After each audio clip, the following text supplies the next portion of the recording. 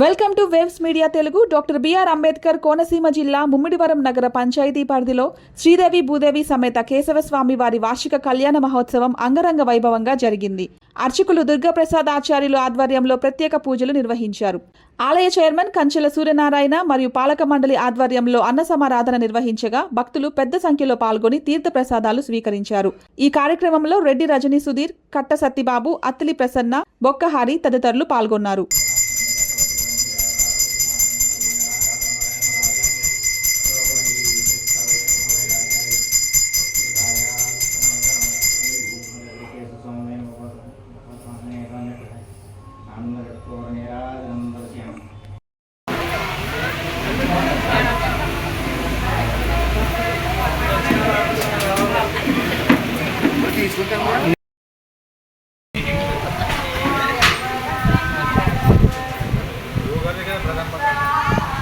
లేకుండా మనకి ఏమి జరగదు. ఆవిడే కదా అంత